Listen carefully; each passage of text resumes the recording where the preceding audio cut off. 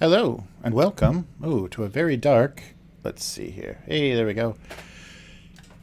To another week of Abuse Cartoons live stream. Wow. Dark again. This camera is really driving me nuts with this. It was looking fine before. And there we go. All right. Well, maybe it'll hang in there. I don't think it likes this backlight. The sensor is like looking at something else. All right.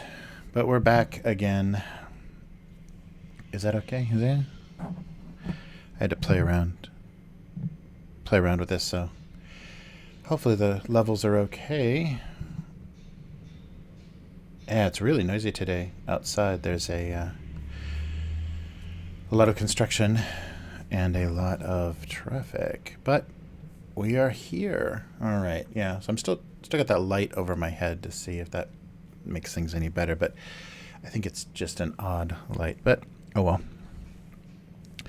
So back again, and I just realized I didn't create a highlight, or I didn't archive the stream on Twitch from, I think it was April 19th or something. So yeah, so I'm missing something on Twitch, but I noticed nobody's watching the archive anyhow, so I guess that's fine. And you can't upload any longer to Twitch, so I'm not going to be able to replace that in any way. But just go to the YouTube if you need the if you want to watch something older. Although I don't think these streams are necessarily evergreen. That's why when I was first doing the first year that I was doing this, I was trying to talk about creative issues or topics or something that kind of you could always go back to that never got dated. And now I'm just talking about things that are happening on other podcasts and pop culture and current events, so it's making things a little more dated, or a little more, they have an expiration date, but should be okay. So to date this stream, I may as well talk about so tonight for the, what's going on here, for the podcast, for Idle Red Hands, we're gonna watch the final episode of Game of Thrones. And yeah, this season has just been punishing. I don't know, no one has quite been able to kind of put into words what's wrong with it, but there was an interesting article in Scientific American, of all places, that was talking about I think I know why people are feeling this season is kind of jarring. And the idea, I didn't get all the way through because he started to talk about writing about technology, was kind of the later thing, because it's technology magazine. But the interesting point they were making that I think I kind of agree with is that the show started to just do what Hollywood movies and things and a lot of television do, where they are just only about the psychological, and so individuals' psychology. So if you're talking about the main characters, you care about those characters, you worry about their state and kind of what they're going through, and their actions are determined by their inner state, inner condition, their inner emotion. And the interesting thing, or what set Game of Thrones apart in the books and in the earlier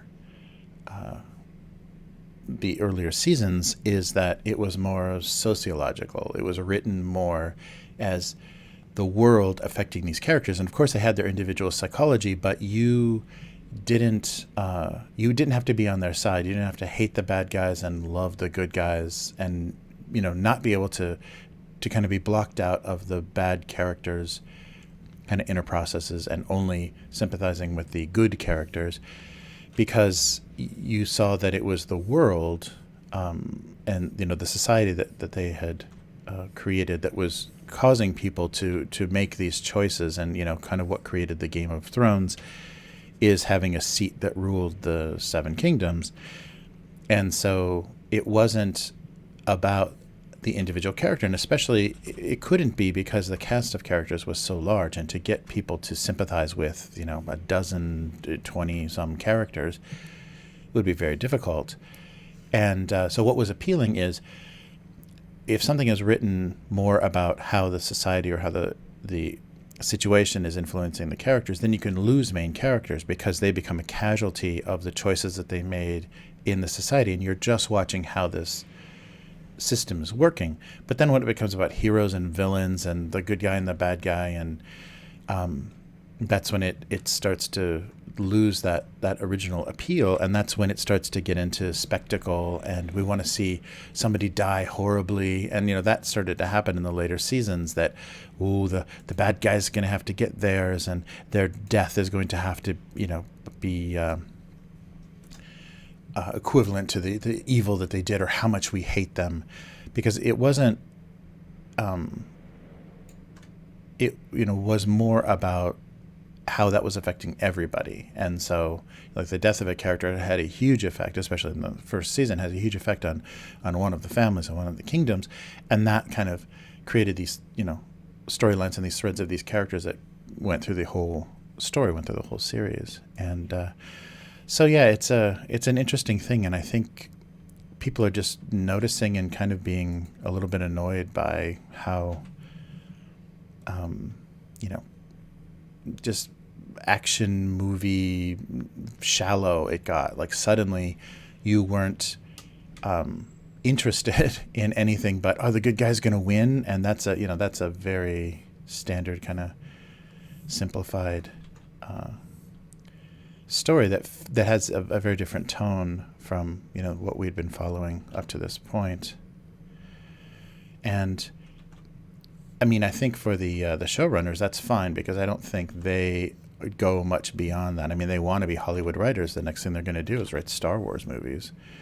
So they just want to be standard Hollywood writers, but the material that they adapted wasn't that. And so once they're beyond the books, and once it's up to them to kind of figure out how the characters get from, A to B in this ending, it's just bad and uncomfortable. I mean, I haven't watched a show that doesn't rely on dream sequences and thought, is this a dream sequence, as much as I have with this last season, with season 8 of Game of Thrones. There have been so many times when I'm like, this isn't really happening, right? This is like something. This is a fantasy. It's so bizarre, the tone of some of the seasons and how jarring certain things are. It's just like there's stuff that's just cut out, and you're missing so much, and it just jumped to like, well, we got to do this, this, and this. Well, we only have 6 episodes. Okay, cut this out and cut that out, and so we'll go here to here. And sometimes that creates these weird, jarring things, and people are complaining about the teleportation, or people moving too fast within the world, because that was kind of part of what slowed down and made things happen and made it feel more of that kind of more medieval time, is that it took time to travel. It took time to get an army to somewhere. So, strategically you could outmaneuver people because it took them so long to get their army here. You're already there. And, if you're protecting your movements and being able to, strategize, to outwit somebody with your strategy was kind of part of it. And now they don't, because they just have to get things done. It really feels like that. It's like, we just got to finish this. And they're getting a little too dear about certain characters. I mean, I don't understand why they're leaning so heavily. I mean, because she's a fan favorite, and they actually say fan favorite Arya, but why they're leaning so heavily into her as her being, our perspective, or the person that we're most sympathetic to. So, and I guess for reasons, I don't want to spoil anything for anybody that hasn't watched anything, but they're leaning really heavy on her. And she's a great actress, and, is a very sympathetic character, but it doesn't, it seems like a misuse of how they're just putting her in situations and how they're resolving things about her. She's not interesting anymore, but you still care about her because you saw her from since she was a tiny kid, and you're more protective or worried about what's happening. So when they put her in jeopardy, creates that false sense of caring. You're empathizing very much. So I don't know.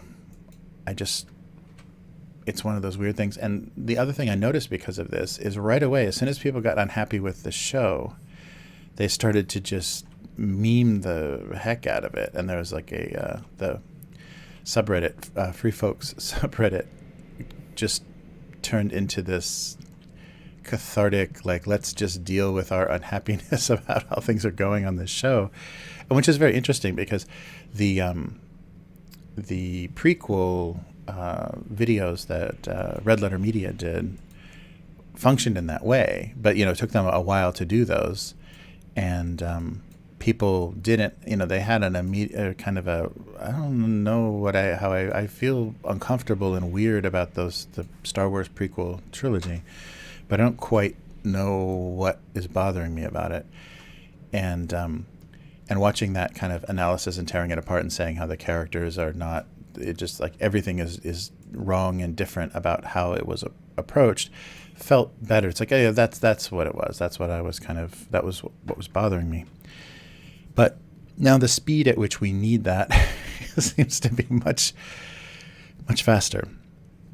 So right away, people are, joking and criticizing, kind of lightning, kind of, like whistling in the graveyard, or, telling a joke at a funeral to mourn this loss of this great narrative, this, this thing that people were enjoying following. It's just like, wow, we're going to wrap it up like this. I mean, it would have made more sense to stop the series and say, we're going to make a movie that's going to finish this all up and not change the tone, because you could accept a movie, being more spectacle and having a ridiculous budget and having a lot of action set pieces and things. And I think they did become a little confused about, well, we want to write movies and we're still stuck with this stupid TV show that has all these frustrating budget constraints and we can't do what we want. And there's, have to do whole episodes of just people talking, so it's, and they're not great at writing dialogue. So, yeah, it's a weird thing that happened with all that. And it's funny how now you don't even, there's no time. And people, there's a huge number, or a larger number of people that have kind of now developed audiences on YouTube by doing live streams after the episodes and kind of complaining and having people just drop in and yell about stuff. So, yeah, that's a very funny change, because I remember Walking Dead and Game of Thrones were some of those earlier shows that were doing the talking after show, and a few other shows have done that more recently, but like 10 years ago, like that was kind of a new thing. It's like, this is appointment television and everybody's watching this. So to extend the viewership and to keep those people hanging on, we'll talk about the episode afterwards. And now nobody's interested in that, because that's all pandering. That's all like studio stuff and not that interesting. It's just a bunch of, well, wasn't that cool? Oh, I love that when that happened. And it's not really very interesting to watch or listen to. And now people are do something with boxes, I guess. And now people are they need to kind of vent some frustration, or kind of like figure out like, wow, what was that I just saw? That feeling, I think, is more is just stronger. And it's funny too, the kind of, there's kind of a backlash to the show, and there's also a backlash to people like who care about the show. I don't know. I don't understand this.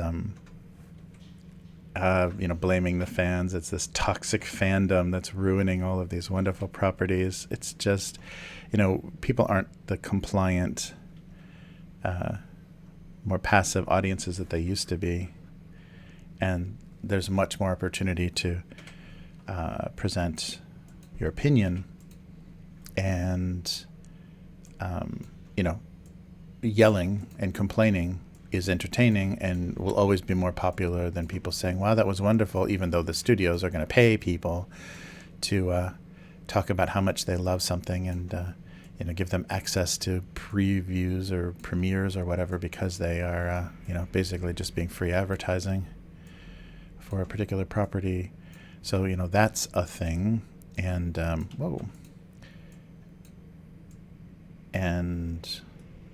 Oh yeah, this is kind of fun. Yeah, that's the thing. So it's I think that's what's attracting people to just like complaining about something. And I don't know though, but I think that's also creating this whole level of like hate watching television shows, which I don't know. That's very funny. That's a very strange thing that we're doing now. I hate this show so much, but if I don't watch it, I can't complain about it.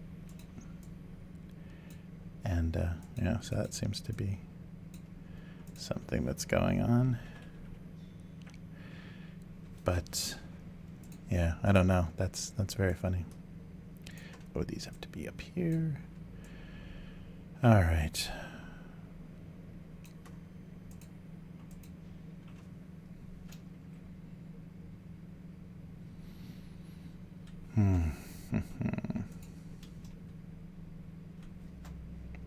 Something like this. All right. Yeah, do some packages. That might be fun. Actually, these guys can be a little bigger. And maybe these guys too, just to make it more crowded. Yeah.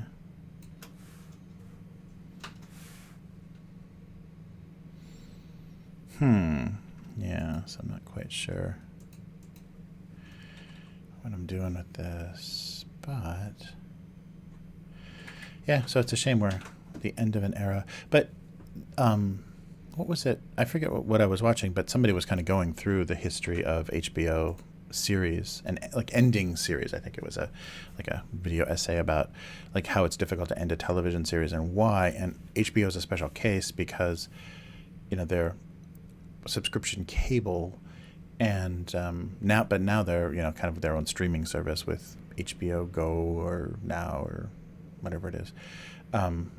They have you know, they can get specific monthly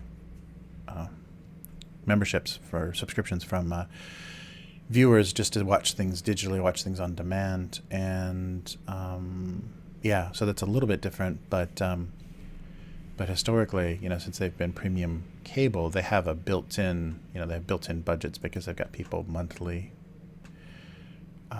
subscribing to their channel. And so their money, I think, works differently than free television or, you know, even now, like, well, I guess Netflix has kind of become more of a similar thing. But it does seem like they've always had creative trouble. There hasn't been any HBO shows that have kind of they never go on too long because the budgets get too high. If the show is popular, the budgets get too high. So every season or you know, whatever, things just get, by the last season everyone's making $1 million an episode. So I think that knocks the budget like way out of whack if it's a popular show.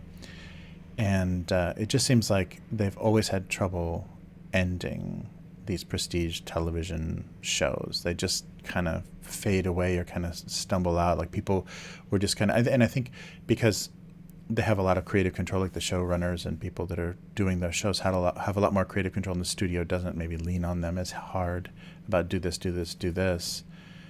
And so you just get directors experimenting, kind of playing with characters. And I think like at the end of The Sopranos, that last season of Sopranos had a lot of experimental kind of treatment of the character. And for people that are just watching it for the mafia kills, that was not interesting at all. So it was people got confused and frustrated, and then really hated that finale because it was, you know, very conceptual and kind of experimental. And that's not what they really wanted. I think they wanted just to kind of be comfortably let down, or to be given some, you know, Catholic style resolution where he pays for his sins. So it's like a Scarface. And they kind of hinted at that because that when Tony was on the run, kind of at the end, when in hiding, at the end, when there was a big conflict with New York, he went to some safe house and laid in a bed with a, you know, big assault rifle, sleeping on top of the covers, in his leather jacket with a assault rifle. So that kind of hinted at, you know, a showdown, like he could be woken up and somebody could be going after him. And so that was I think that was kind of yeah, it was a nod to what some people would have thought was a satisfying ending, is the Tony Montana kind of, say hello to my little friend kind of ending, where he goes down in a blaze of glory. So, and I think because it's a mafia movie, they kind of had to acknowledge that, because I think like the original Public Enemy and all of that, it's always the gun down in the street, and a lot of that in Godfather as well, a lot of those kills in the Godfather movies. So people kind of had that. I got to stop drawing boxes. People kind of had that going on, and so when it ended up being just that cut to black at the end of Sopranos, spoilers, but you're not gonna see it coming, so you'll it's not gonna spoil anything. But the that didn't quite fit, and I didn't think people had the idea that the people writing the show were actually as interested in playing with narrative and character and story in that way. So it's a little bit jarring, but this is kind of the opposite. It's not getting more difficult and more, experimental, not pushing the kind of your expectations of what a fantasy setting is or whatever. It's just kind of distilling down to this very generic kind of, this is the good guy, this is the bad guy, but remember, this is going to be the postmodern ending for the bad characters. I don't know. So things got just too simple as far as and maybe it's just because they knew where they needed to be. And I guess that has to be as difficult as the logistics of those early seasons, when you had so many characters in so many locations, and you had to keep the audience kind of up on what everybody was doing and where they were and what was happening. Logistically, that had to be just crazy to figure out, because there were so many episodes in early seasons where you didn't see characters at all. Like, okay, I wonder what's happening with them, and hopefully it worked out where they were like traveling or something, had an uneventful trip, because I'm sure in that age there were days of nothing, days of the same old thing, eating your dried provisions and sitting near a campfire. But so I don't know, and I can't quite put my finger on why it's so unsatisfying. But yeah, that'll just take some time, and especially with how they end, how things are going to end.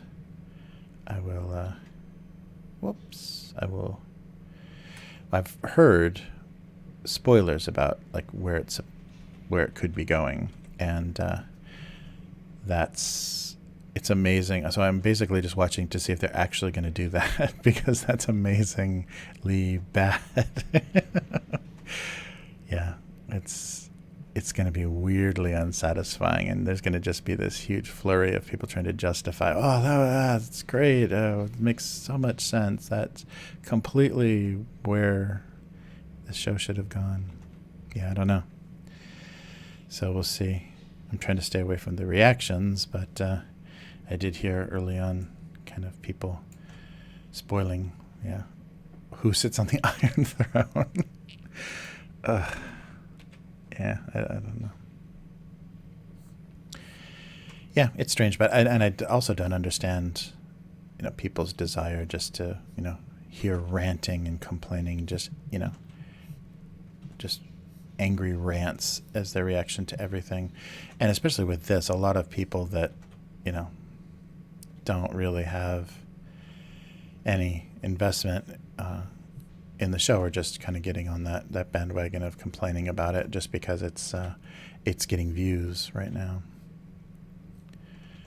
So, but we did a Who Will Sit on the Iron Throne episode years ago, like season 6.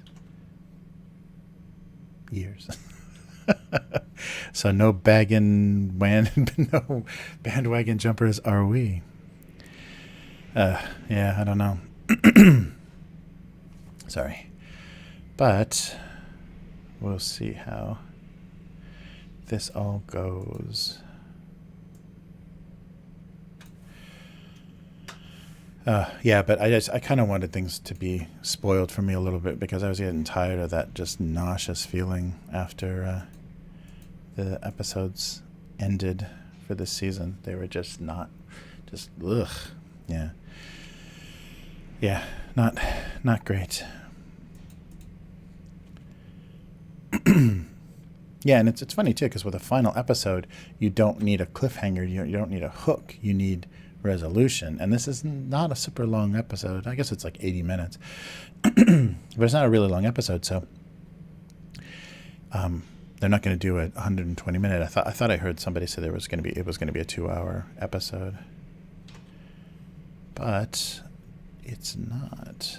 So we shall see. So I guess, yeah, the Western world right now is all about it. I think the rant streams are happening right now, which luckily will be archived for everybody that's not in the same time zone. But yeah, it's interesting. And it's funny too that people are actually, I don't know if that's really sustainable though, because, you guys got noticed because of your complaining about the end of Game of Thrones. Well, what are you going to complain about next to keep that viewership happy? And like, is that something you really want to do? Is every week saying, this is trash, this is garbage, what's wrong with these people? I guess there's enough TV out there, you can probably hate on TV forever, but it seems like it's not very mentally healthy to base everything you do on. Well, and I guess that's from earliest, angry video game guy, or Angry Joe, like angry was the kind of the first YouTuber persona. So yeah, there must be something about that. Just love people getting bent out of shape, maybe so we don't have to. Yeah, that's a funny thing. But okay, I gotta get further along on this because I gotta eat, and that's part of a segment. Actually, I will be having a taste of lunch. Sorry. Okay, I don't know what I'm doing here. That's a big pencil.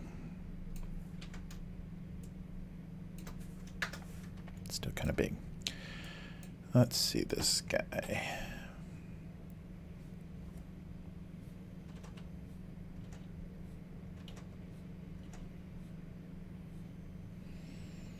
No.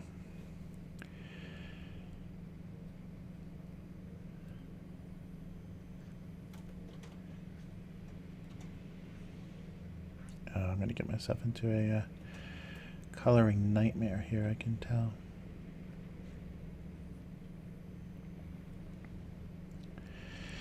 Do I really want to do this? We'll see.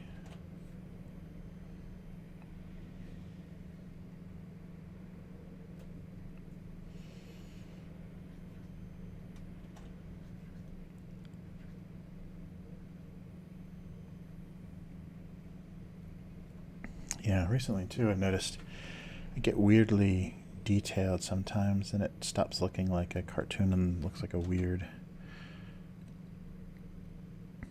technical illustration if you put too many weird details.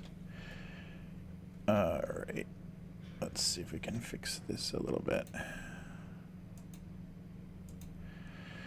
But yeah, that'll be a thing.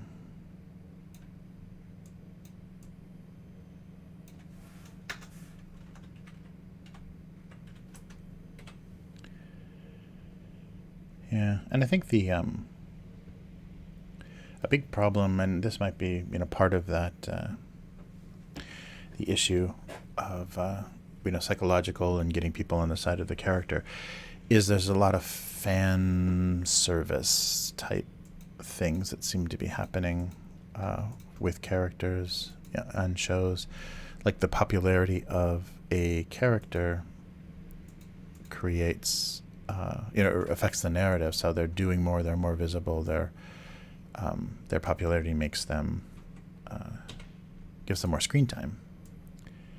And maybe that makes sense, especially for television, because you want to give the people what they want, But I don't know.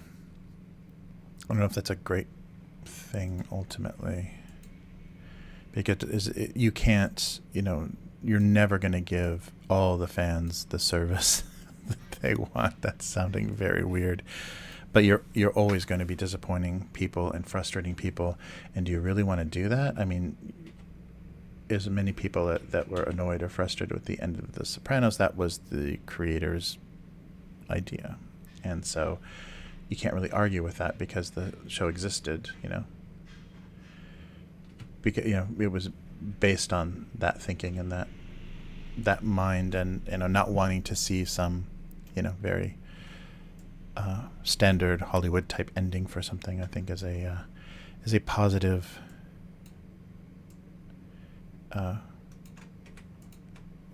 positive thing for a creator to want, is not not be, I gotta get better at this, not be too predictable. And that's the weird thing also, this all weird subversion of expectations thing, where that's clever and that's I don't know, it's very weird, it's very unsatisfying, and it's a way to cover up poor writing or the inability to resolve things. I don't know how to resolve this, so I'm just going to surprise you with this weird tone or this weird shift that isn't going to make you happy. But you'll say, wow, that was so out of nowhere. I don't think that's going to be used. All right. Oh, no. Okay, there we go. I'm getting better. So these are all kind of the scale that I want. Let's see if I can get them arranged. Okay. Maybe a little bit bigger on this guy.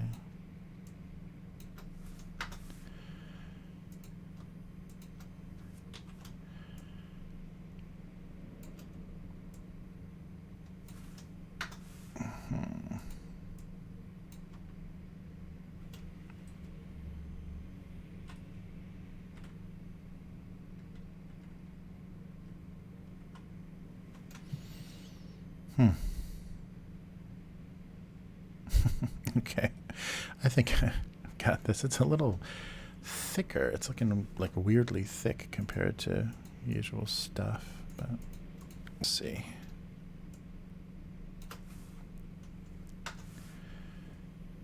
All right, try some of that. I think actually the paper can be bigger too.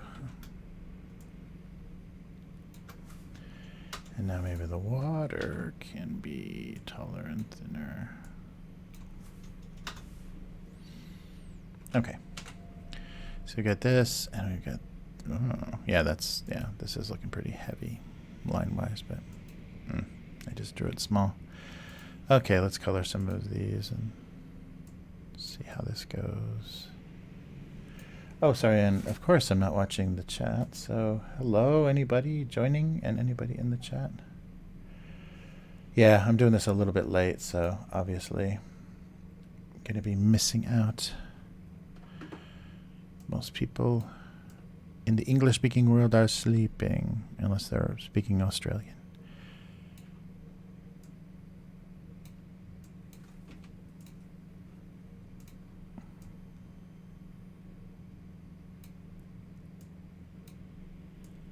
Not too fleshy, but actually a little more desaturated. Yeah.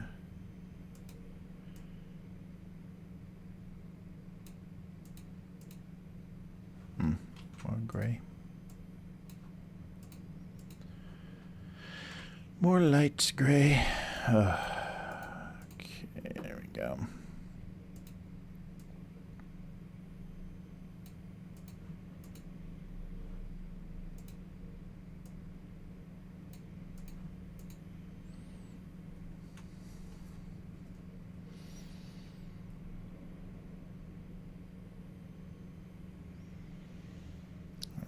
Yeah, I think that works. Let's do some tape.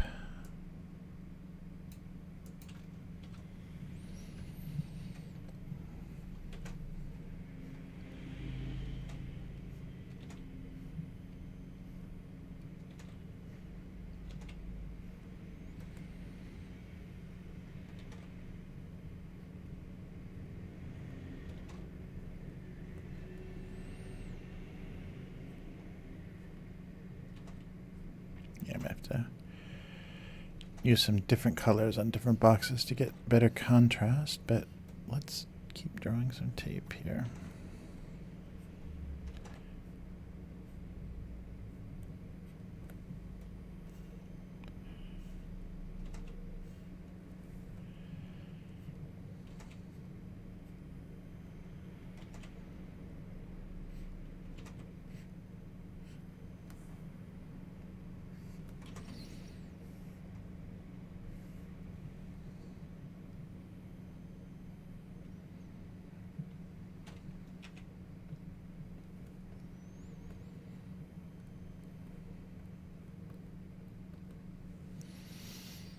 All right, and actually some more from the bottom.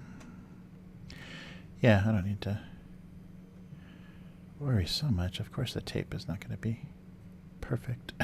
Okay, this way and this way. All right. There we are. And on another layer, some labels.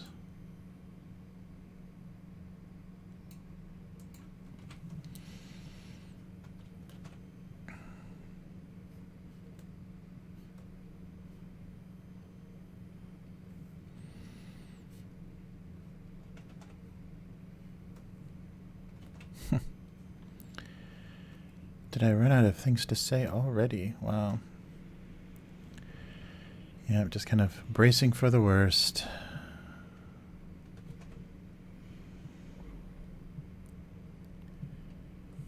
And this is going to have 0. I guess I got to go full bright white on this for this to even be seen.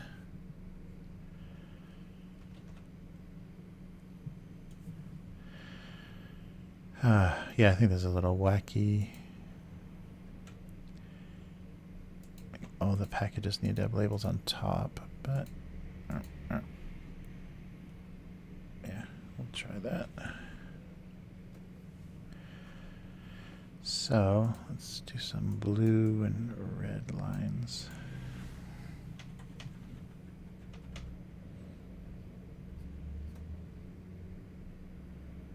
Is that blue? Or is that an eraser? Oh, it's an eraser.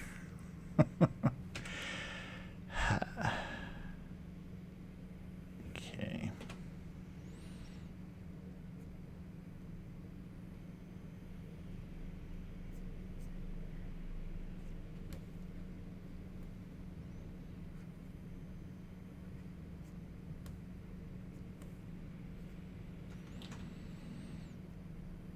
All right. And maybe some red.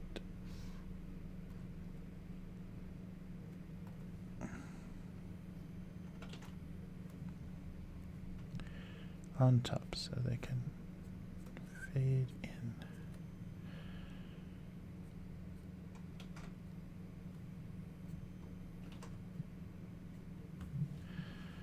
All right, so get that out of here. So it looks like ink, and maybe fade even the labels in a little bit. All right, I think that works. And now we'll put some shadows on things. I think I should turn everything off except the color layer. Make this work better.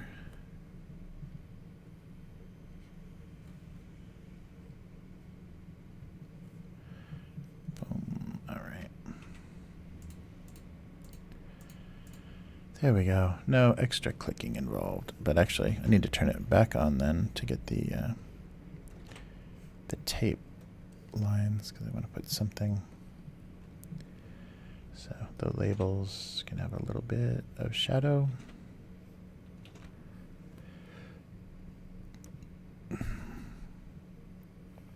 On the tape, a little thinner than that, but kind of give you the idea of the crease box.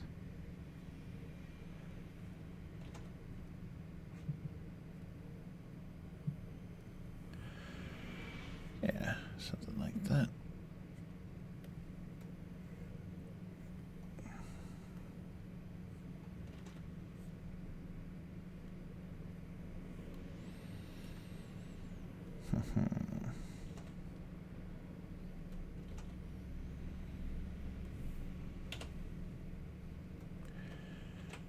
A little bit of tape.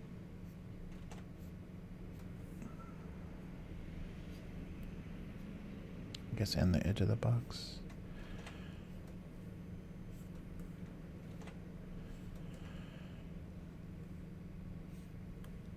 Yeah, like that.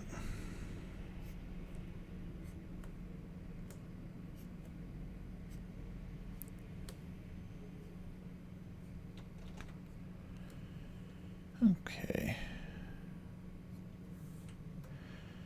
And then maybe some, yeah, just white. Oh, actually that doesn't need to be pure white, does it?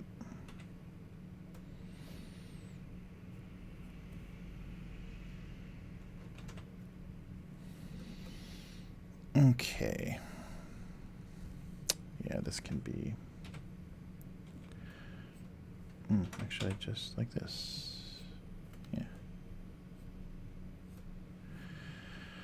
All right, and then the shadow on the ground. I'm gonna put these. Put these in place.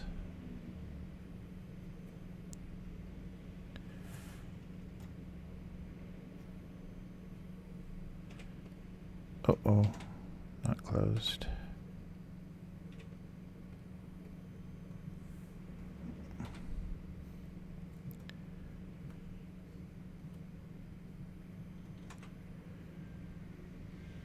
Oh boy.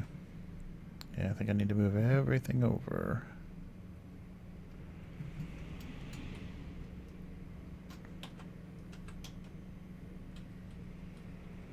Yeah, need a little bit more space for this. Yeah, that always happens. I kind of center things, and then when I do shadows, I realize I don't want them to, you know, I've knocked the kind of composition off center a little bit.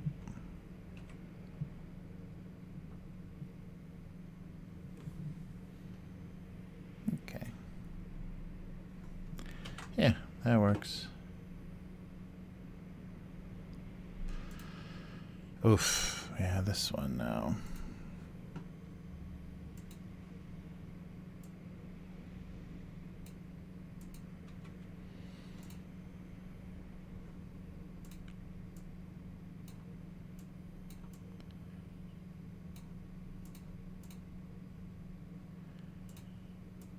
Okay. Actually, maybe darker. Yeah, that's a better contrast.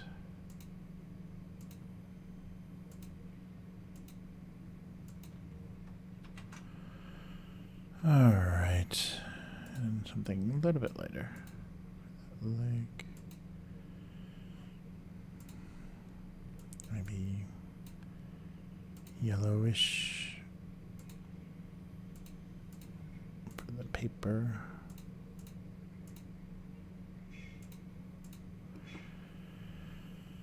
And I'll just put the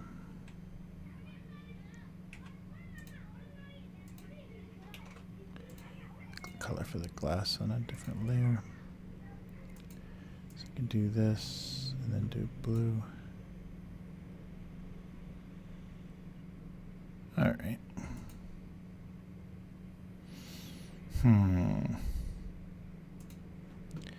Well, let's see. This is the glass.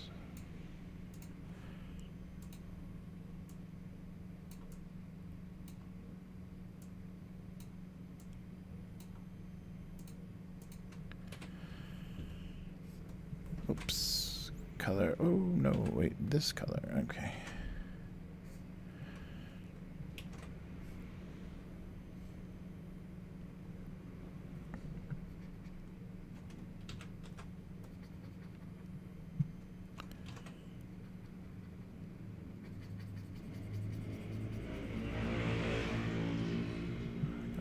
in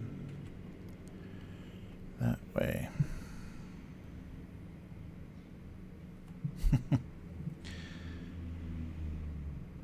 Alright, what do I want to do here?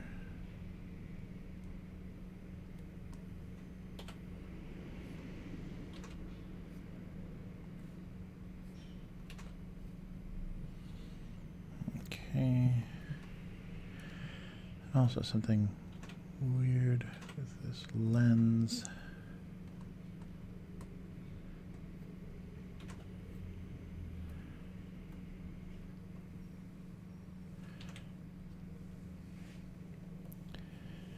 All right, let's try to put some shadows on all of this. See how it goes. Yeah, this is going to need, I think, a lot more work to make it look interesting at all. Ugh.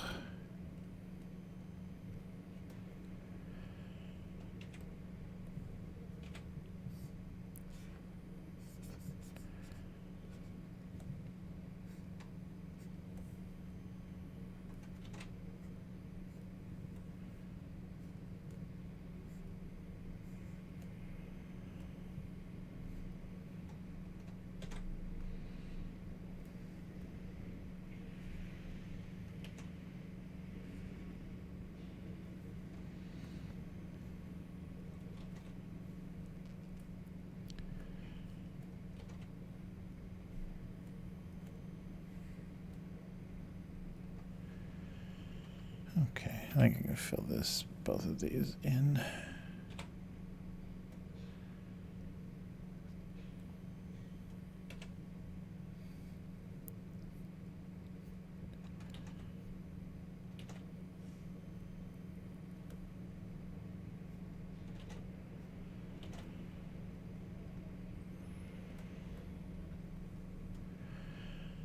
All right.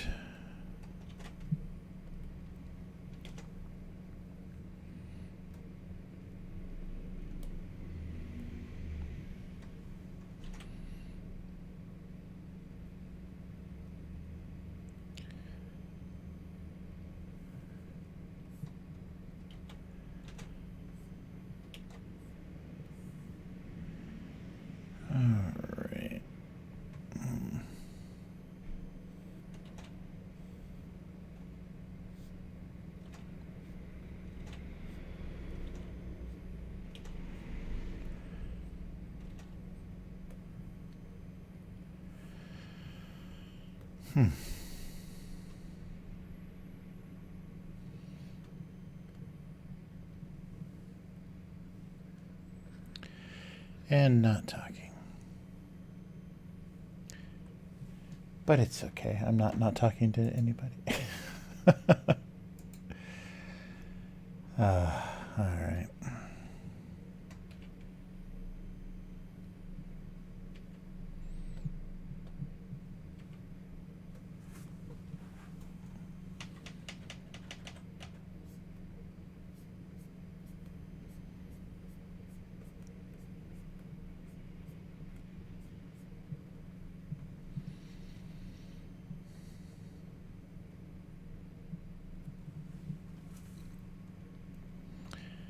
All right, I think I want to do some scary droplets.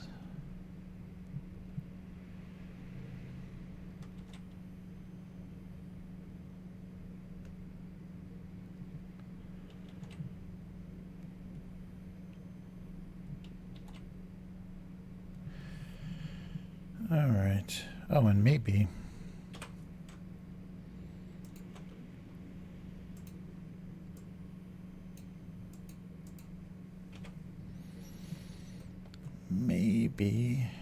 something like this.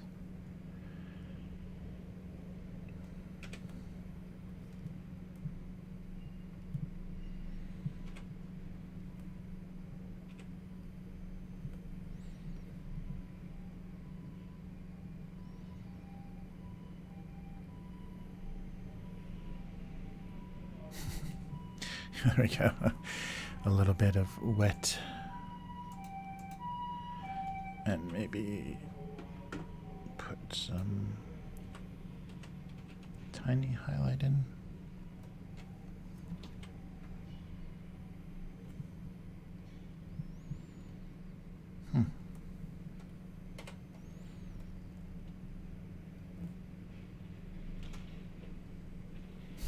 Okay. All right.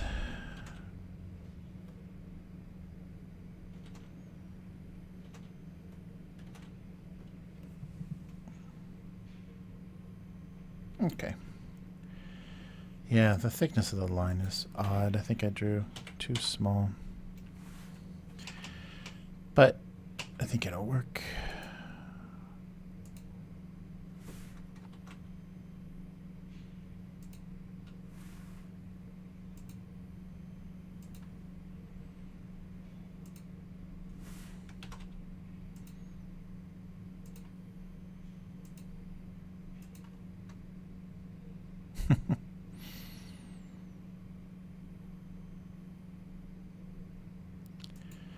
Do I want to do something weird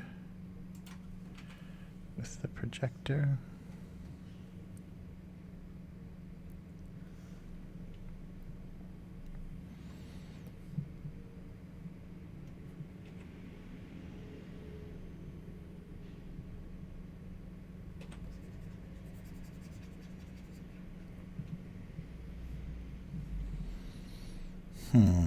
I don't know.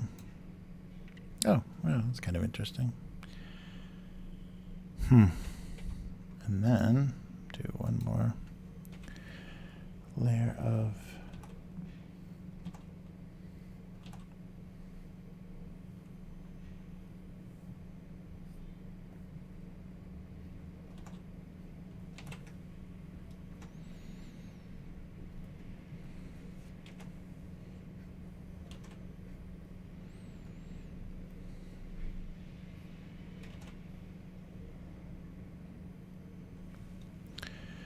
Alright, and set that whole layer to screen as well.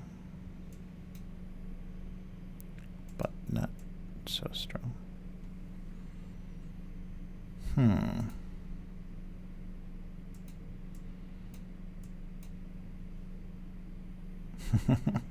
Sure. Oops.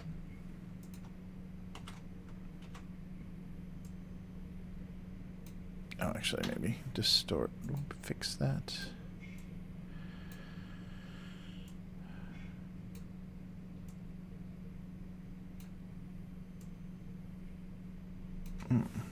Okay, it's a bit better.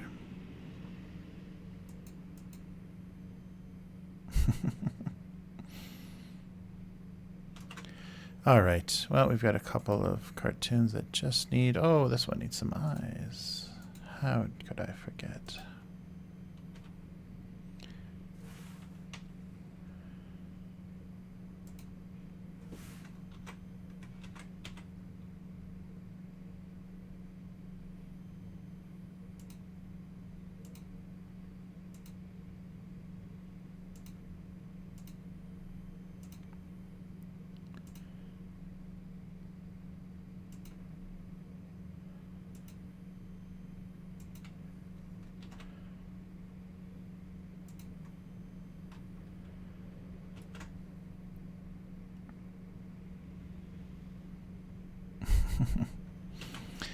All right.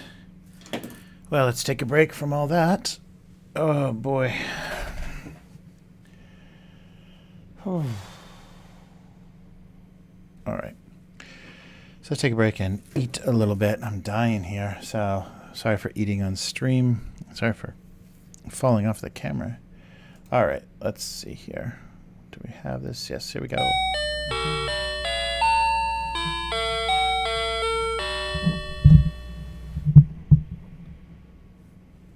All right. Well, this week I have something a little bit different, but it's a huge common thing, and you probably know about this from wherever you live. But I want to talk about obento. As you can see here, I think this is all obento sandwiches and obento, and every convenience store has their own kind. So this is what obento looks like at the convenience store. There's very rarely do you actually have a box. Is it any sort of box? But the interesting thing is, I think the most kind of Blade Runner thing, or the weird sci-fi or futuristic thing in Japan is how they try to simulate traditional materials with like foam and plastic and things. So sometimes you'll see these very bizarre, kind of attempts to make something look like it's made of bamboo or wood or something, and it's just plastic, and it has a very synthetic, very creepy feel. And here's the waribashi, the disposable chopsticks. And I think if I showed these before, you were doing this, but now they're coming. They're bamboo. They're very bamboo, and they're already separated, so you don't have to break anything. But they're very round. So yeah, I guess. Yeah, but they're much stronger because they're bamboo. They're much stronger. Like regular ohashi, you can just break in half waribashi, you can break in half very easily. And sometimes when you're doing this, you break it, so they're not even. Oops, sorry. So they're not even. But these new style, I think, are much more environmentally friendly because the bamboo renews much faster than any type of wood ever could. You should see how crazy fast it grows here. But anyhow, so this is the this is just a soburo chicken katsu, so soburo don chicken katsu obento. But the history of obento is very interesting in Japan. It's been around forever. I think they said the first obento was like 1300s, so it's been through every major historical period in Japan, and of course more commercialized in later times, after the industrial age, where they could, mass produce these things. So then they became less of a luxury and something that you could get at a convenience store or whatever.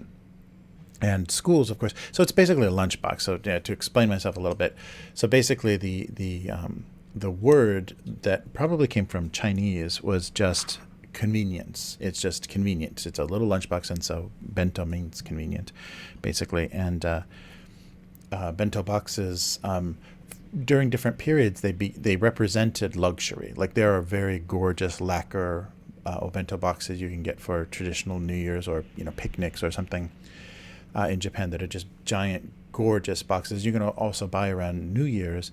Instead of making osechi, you can buy a traditional Japanese obento box, but very luxury, very gorgeous, and very expensive too. But very beautiful, very rare, assortments of food. But usually it's either noodles or rice and some kind of meat and like pickles and so often like carrots or some kind of garnish. And so it's a lunchbox, and usually a multi-layered lunchbox. If it's for kids, maybe just one, and half of it's rice and the other half is the other food. But sometimes you get the multiple. They're stacking. There's a lid and then 2 layers. It stacks. So the bottom is always rice, and then the top is whatever the entree is, some kind of meat or fish. And the modern incarnation of it, is mostly for workers. You take it to work. It's a cheap lunch. It's like bringing a lunchbox or a sack lunch in America to work. But because a lot of mothers are homemakers and just stay home, and the kids open the obento in front of each other at school, they're in recent times, there's become styles of obento, character obento or picture obento, that the mothers work very hard to create some cute environment. They punch the seaweed out into like leaf patterns or eyes and nose and mouth and make it, Kitty-chan or whatever character in the obento. And so a lot of work goes into that just to make it cute for the kids, and they just just eat it. But it's a little bit competitive. And going back a little bit earlier, I think Taisho era, they talked about, so there were aluminum obento boxes that are kind of standard for kids to take to school because they're very easy to clean. But the problem is with obento, especially at that time, is the level of food. So your obento would indicate how rich your family was, because you'd have steak or something ridiculous, or very expensive fish or something very gorgeous in your obento that was maybe not even made by your mother, made by some housekeeper or something at your house. And so that embarrassed some kids because it showed the kind of financial situation of kids, and so they, to protect the kids, even back then at that time, it was pretty amazing. To protect the kids, they started to adopt a very standard school lunch. So only for school trips or things now do most kids have obento, and it was kind of phased out of schools because it showed differences in people's living situations and family situations and things, especially if they had working mothers or something. They couldn't have such a gorgeous or meticulously made obento. So it was phased out for that reason, even all the way back then. And now it's just much more common for schools to just provide like a school lunch. And but there is still the rare need for obento for trips and things, or days when there is no, the kitchen is closed because it's getting towards the holiday or something, or the budget doesn't allow for however many meals or whatever at the school. So I'm gonna take a bite of something because I'm starving. But and from what I showed you, I don't want to lift it up now because I'll flip it over. The soborodon is minced chicken, ground chicken, with some sauce fried, and some scrambled eggs on top of rice. So pretty common kids obento thing, I think. And when I say pickles, I don't mean cucumbers and brine. Usually any kind of vegetable, that's pickles. That's actually more like kimchi. It's bean sprouts and carrots, but they've been pickled. And that's the thing. So, and they said, so this kind of obento here is what grew, to become the standard convenience store thing, and the invention of the microwave made that possible. So they could bring cold, refrigerated, pre-made lunches and microwave them. And so the convenience stores have several microwaves behind them, and they'll ask you if you want to heat it up or you're going to heat it up somewhere else. And so you can just eat it right then. And now there's often counters at the convenience store. You can just go sit down and eat for your lunch break. Very sad and depressing lunch break, but you can do that. So it's become a staple, and it's about 500 yen for a nicer one, with a larger one with a decent sort of meat. But they get cheaper than that if they're just veggie or very half size or whatever. But it's a pretty substantial meal for that price, and surprisingly good quality, as I keep saying over and over again. The quality of things in Japanese convenience stores is shocking. But so along with making your own in your own box and taking it somewhere, or buying the very fancy New Year version, for the Shinkansen, they also have many obento shops in the station. So Kyoto or Tokyo, wherever they have wherever the big Shinkansen station is, that's a very common thing, is to eat for your trip, to eat obento on the Shinkansen, and that's very popular. So as soon as the train starts going, people are usually, depending on the time of day, people are whipping out their lunchbox that they just bought, and they get quite expensive. I think you can pay up to $20 for a nice steak, or beef, kind of thin pieces of beef over rice. Or there's a lot of really gorgeous and expensive, and so some famous restaurants will have obento with their brand of whatever, their chicken or their beef or whatever. But they get pretty expensive, and so that's kind of the luxury for traveling, because Shinkansen is not a cheap way to travel. I mean, there are cheaper ways. I guess it's about the same as an airplane, but because it doesn't move so fast, I mean, it doesn't isn't so, there's no turbulence, that it's easier to eat and not have to worry about things being knocked over. So nice obento is very common for the Shinkansen, so that's another place. And I think basically every Asian culture, even India, has their version of obento. And the older tradition, which you still see sometimes, is the box or stacked boxes. And instead of sometimes it's an elastic band or something, but also they often do the furoshiki, the cloth that's tied, so it holds the box together by tying a square of cloth around it. But then when you untie it, that can be your little tablecloth, for when you're eating. You put it on your lap or put it on the table, so that if you make any mess. You won't leave anything behind. So that's very nice. Very well thought out, very useful idea. So I still see some people having that, but often it's plastic obento with a elastic band around it, or some clips like Tupperware or something style. So obento. So let me say one more quick shot. Ooh, so that's my lunch. Look at that right there. And I love the fake grass. These kinds of like simulated things, not grass, but it's supposed to be like the decorative seaweed, but it's plastic. Don't eat that. Yeah, if you see anything that's that green and standing that perfectly, don't eat it.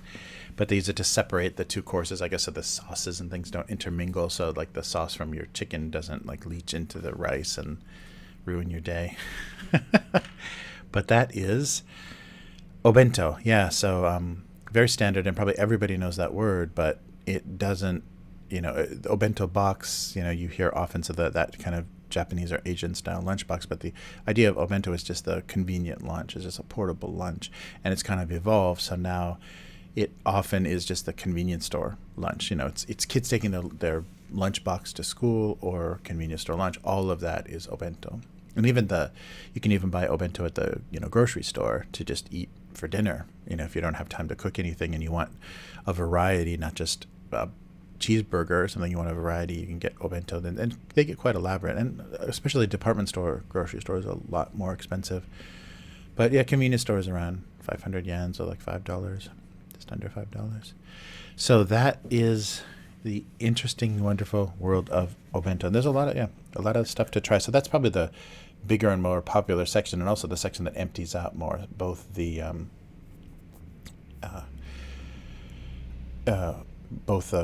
rice balls, the onigiri section, and the obento section empty out after lunch and need to be kind of restocked for dinner, because a lot of working people, instead of doing fast food, which I don't know, it's healthier, but it's not incredibly healthy. It's pretty high calorie, the things that are prepared at the convenience store.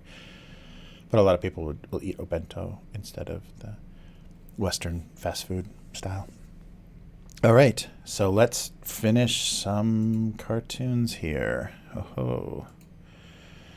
All right, so my idea was something about insurance. Let's see if I can get this out of the way.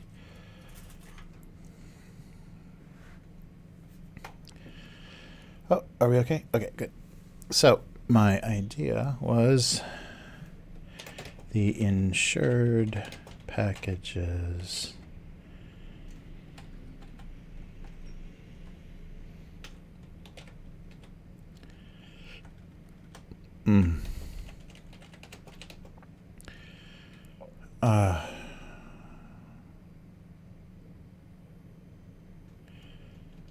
Seemed a little more reckless.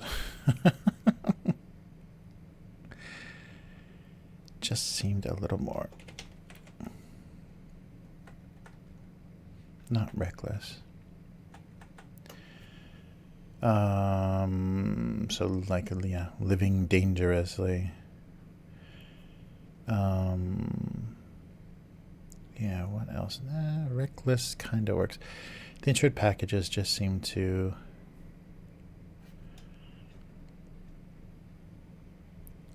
live more wildly. No, living wild would be non-insured.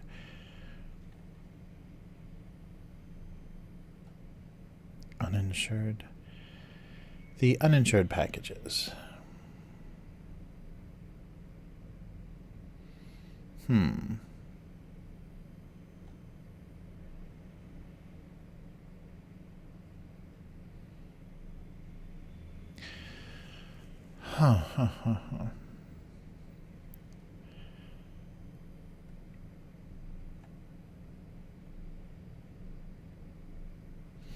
Yeah, uninsured would be reckless.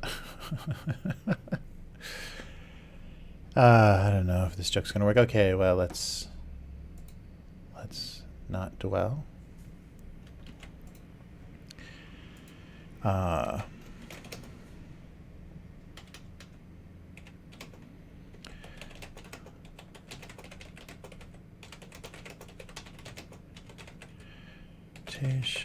Nervous presentation.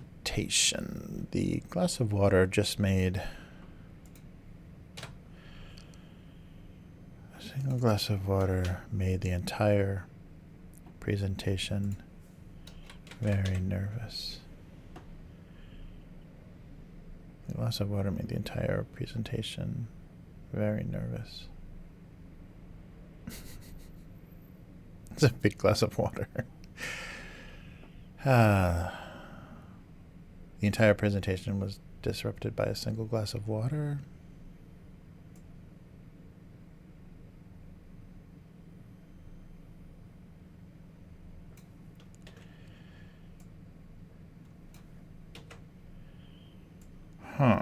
This is when I copy and paste, is when I make all those weird pasted mistakes that I never see.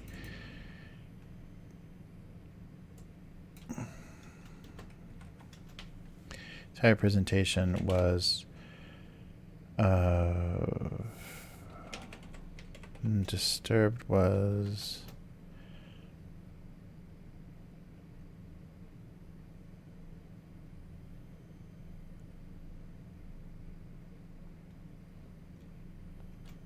distracted by a single glass of water. The entire presentation was distracted by a single glass of water. The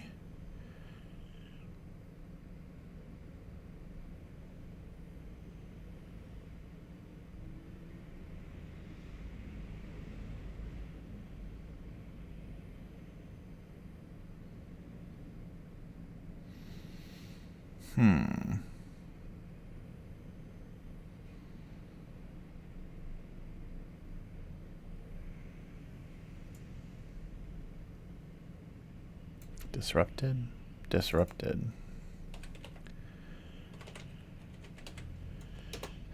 The entire presentation was disrupted by a single glass of water.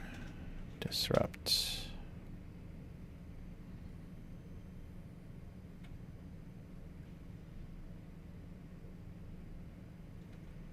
One R. The entire presentation was disrupted by a single glass of water.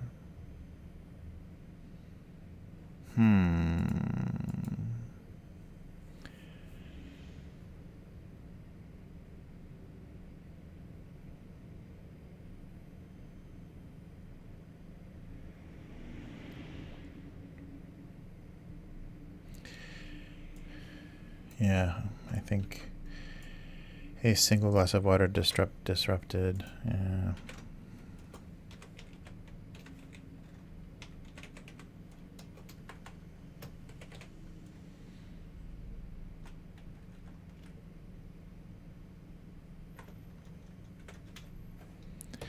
A single glass of water disrupted the entire presentation.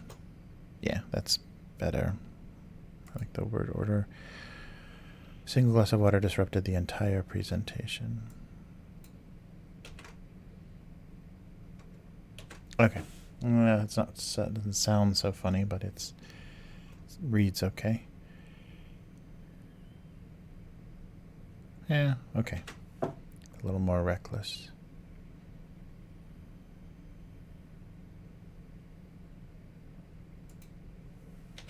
The uninsured packages just seemed a little bit more carefree.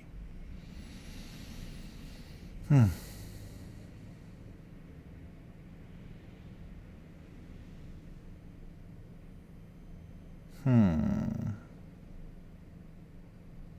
uninsured packages just seemed a little more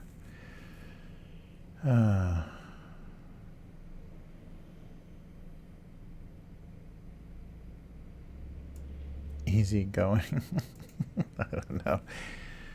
Just seemed a little more reckless. Yeah, because it's more reckless to not be insured. Just seemed a little more reckless.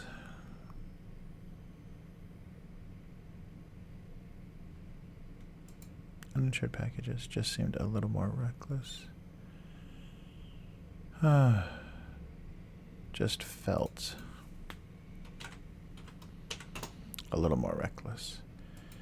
The uninsured packages just felt a little more reckless. A single glass of water disrupted the entire presentation. Okay, I think that is it.